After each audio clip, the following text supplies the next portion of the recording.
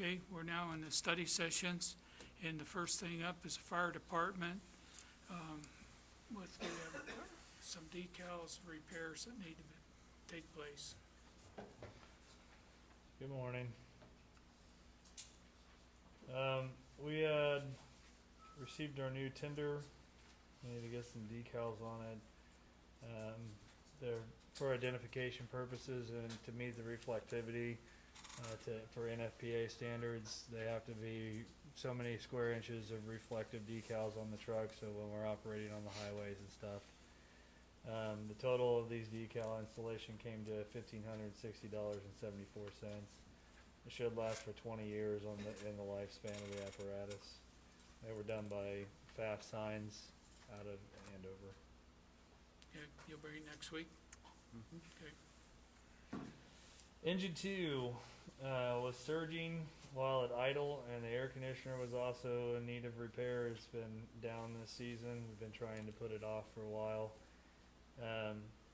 We took it to Louis when it started surging, and they found a faulty pressure sensor and a pump valve over one of the pistons. They replaced both the parts, and they got it back to operational status. The total repairs came to $1,380.77. Yeah, you'll bring it next week? The last thing I had was Terry Turner interviewed successfully for a position of paid call firefighter, and we feel like he was a valuable addition.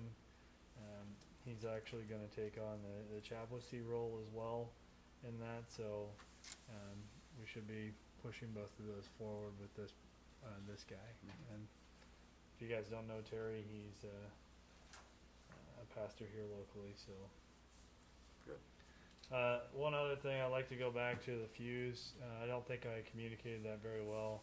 These kids have muscular dystrophy, is what the Fuse Foundation is working with, and it allows them. They have to deal with a lot of medical stuff throughout the year, and it allows them an opportunity to go be social and to talk about some of those things with kids that, also with other kids that have muscular dystrophy. So it's a really great thing, and I hope that the general public comes out, does it safely, but supports the foundation and helps these kids get to the Fuse camp. Good. So, take it again, Saturday, what time? Friday. Friday. No, it's Saturday. Oh, Saturday. I'm sorry. 7 to 9, 7 to 9. and There all you the proceeds benefit Fuse. go. Mm-hmm. Everything Good. pays. All right, you have a TJ, question? The P100 filters and the masks, you ordered those, or? The P100s are ordered. There's not. We haven't got those. So the mask. I know what you're referring to with that order. We haven't had. Medline hasn't come up and said they're available yet to order. So as soon as they say that we have a availability to make that order, I'll send it over to you guys, and then we can try to get it done, and then I'll bring it to the next commission if that Okay. works for everybody. But it has to be availability has to be there before we can place the order. And it's just as a reminder, that's kind of what we're asking for as part of our projects for the county. Yeah. But we have a need for it immediately, so we Yeah. want to go ahead and move forward with that. Right. Yeah. Right. Okay, and you might just make a comment that we submitted our reimbursements and our plan design. Yes, we did. We submitted our reimbursements. We actually had a chance to talk with Rick Whitty over at the county last week. He happened to be over dropping a check off, and they're going. The county's got a lot of tough decisions to make, but they didn't appear from our preliminary discussions with Rick that they were necessarily balking at any of the requests that we made. Obviously, the county's got. Even though $5.7 million sounds like a lot of money, there's a lot of different requests out in the community from whether it's the colleges, the school districts, private business, not-for-profits. There's a lot of requests out there, but we kind of reviewed our stuff with him while we just happened to have him here, and we hope that the county is going to put all that stuff together and send it off. I think it has to be sent off by next week. I think 15th, maybe the end of this week. So, but we've reviewed that. We've got those all submitted, and we just kind of we're in a waiting pattern right now to hear back as they submit those to the state, what gets approved and what they might need more information on, or what they'll require some sort of modification to. So our hope is that most of the things we've submitted are funded, but right now we're just in a waiting pattern. Good. Okay, thank you. Go on, Jeff Woodward, Public Works.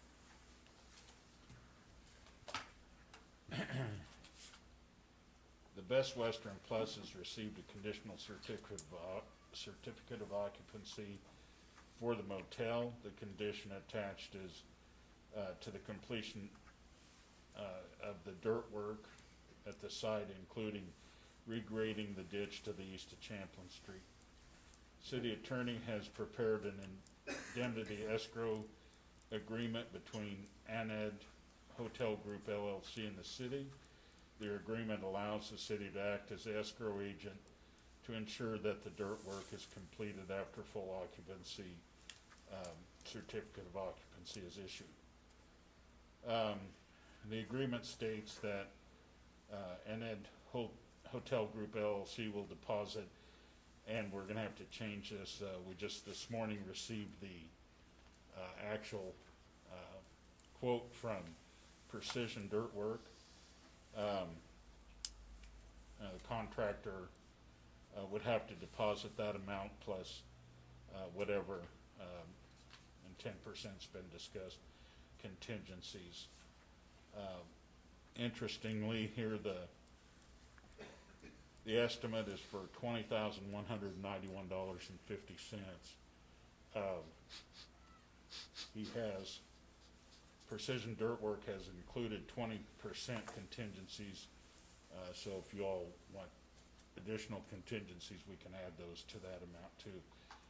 This is about $5,000 over the original estimate that he gave the hotel to complete the dirt work, and the reason for that is much of it has to be redone. Okay, What's the total again, $20,191.50. So they've already built some contingency into it then. Precision Dirt Work, yeah, has. do we have, 20%. do we have anything that we need to build in? I don't believe we do. Nick wanted to have 10%. But if they've covered it with their 20, I think that's probably more than adequate. I just made up 20,000 for the draft, so I find the number humorous. Yeah, Let's, go okay. ahead. I would just like to add, just so that the commission is aware that according to the agreement with, Larry Patel, that they were to start on a monthly basis providing us copies of every single invoice and proof of payment, of which we've received none of those. And I have sent Larry an email to him and his attorney or such with references to that agreement, and the response appeared to me that he doesn't understand.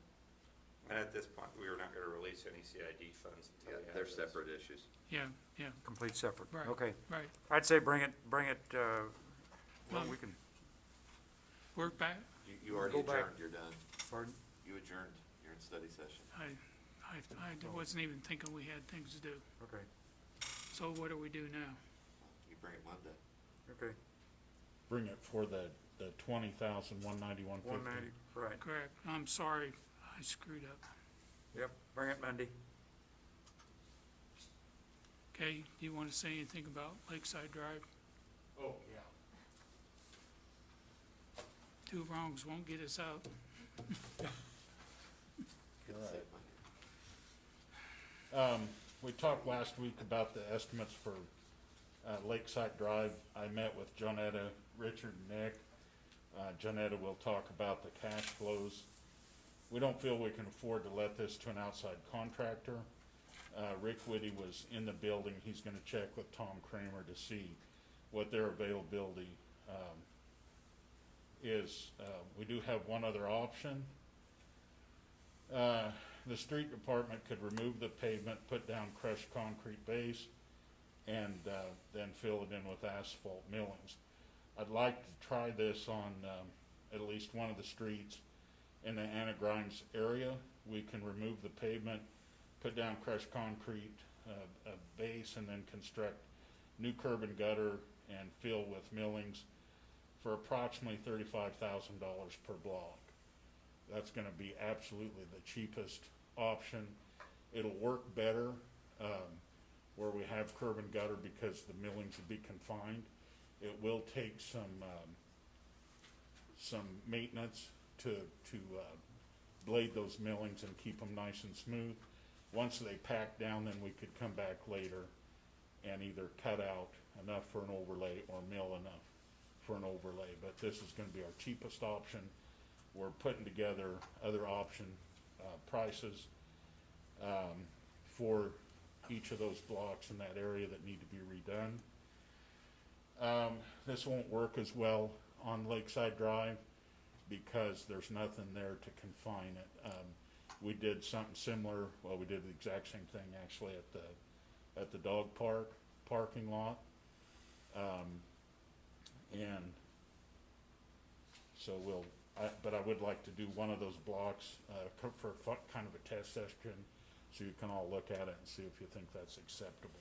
Well, we also talked about at Lakeside, on Lakeside Drive, that, you know, the likelihood of the county being able to do any, even if they are open and available to do it, that we might look at dividing that into like fours and kind of have them kind of identify areas that we see are the biggest need if we decide to go forward with the BOMAG and maybe describe kind of what the quotes that you guys had, what that all included, Jeff. Okay, the quote we included was to go in and BOMAG the existing asphalt, add cement to it, lay it back down. The county's only involvement really is to provide an operator for the BOMAG machine itself. In the past, they have loaned us some equipment. It'll take a heavy roller, it'll take a water truck, and it'll take something to disperse the cement. So again, we're not sure if they're going to be willing or able to do that.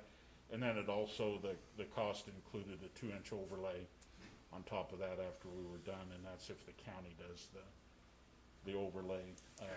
We don't pay overhead and profit to the county. It's materials and Labor. Equipment Yeah. rental, fuel Okay. only. All right. Okay. Well, let's hope that we can have a See partnership what- again. See what Kramer has to say. Yeah. You know, our hope is that we bring it back, maybe at the fall retreat, or, you know, hopefully we'll have an answer by then, or we'll be able to give you some better guidance where we're at from there. But you're probably unless the county says that they absolutely just have time now, you're probably looking into next year if the county can do it. But do you want to talk a little bit about? Sure. Well, can you pull up the 10-year plan, please? Oh, I left my brochure for everybody. Good morning, Morning. once again, Commission. I'll provide you hard copies of this as well, because this 10-year plan is a little bit different than what we looked at last year. I believe it was actually at the fall retreat, but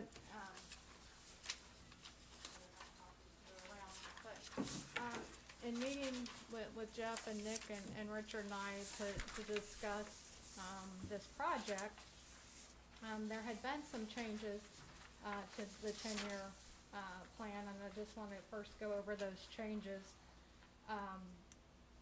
as it relates to the projects that are listed below.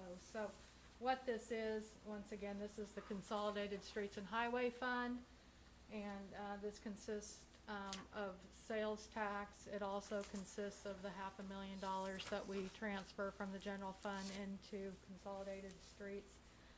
So also some other revenues that come in here are the gas tax and C-CLIP money that we get from the state.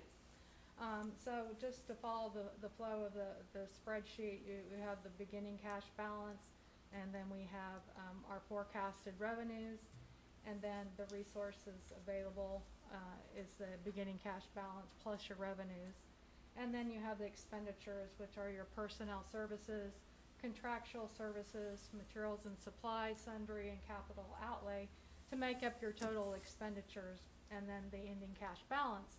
And so what we've done and we started this last year, is we projected out our current projects and then the future projects, of which those future projects included those projects that I believe were provided or discussed during the educational program to the public on the half-cent sales tax, which is dedicated to the Consolidated Streets and Highway Fund. And so some of the changes that were made since the last year's was we moved out the West, Northview, Hickory, and the C-Clip project from 2021 out to 2022. So those have been pushed out. And what has then been inserted for 2021, from what I understand, Jeff talked about, was the same concept that he talked about, this alternative for around 8 blocks around the Grimes-Anna area at doing about 1 to 2 blocks per year, costing anywhere from $30,000 to $40,000 per block, using his street crew employees. And so what I plugged in here was to do 1 to 2 blocks that first year in 2021, and then for the next 3 years thereafter to make up the total 8 blocks. That sounds kind of like what you had discussed. Excuse me, Janetta, but Jeff, can you tell me where those 8 blocks are? Well, they're all in the Grimes-Anna area. It's Wheeler, Myers, Fairview, Okay. Elm. in that up and down Grimes on either side. Yeah, and several of them are bad because of the trucks from doing hauls. Okay, thanks. And so that was inserted in 2021 and then pushed those projects out, which then it pushed out the West Northview mill and overlay out to 2022. Yeah, that, if we just mill and overlay, it'll be considerably less than the 1.4. The 1.4 for West, Northview would be to add drainage, inlets and pipe. Yeah. And so I just want to also indicate, as it says in the red font for the 2022 and the 2020, that should be 2023, sorry. When I'm pushing those out, I forgot to change the date, but that's 2023 and 2024. Those 1.4 million and the 431,000 for Avenue A and the 1.6 million for Holt, those projects are not included up above in the expenditures. But the other projects, as mentioned above, are included. So as it relates to cash flow in the Consolidated Streets and Highway Fund for the next 10 years, if you look at the very bottom line, which is the far right, with all of those estimates, and I just want to say that the projection does include an escalation factor for 4% each year for operating expenses, for personnel expenses, and 2% for operating expenses. So there is an escalation factor in there. But the bottom line is the projected ending cash balance in 2030 is $956,000, which once again doesn't include those 3 projects as outlined below. So as far as money available for Lakeside Park, I have provided just a little box for you, which is the same information that Jeff has provided. If the county assists, that total is $349,714.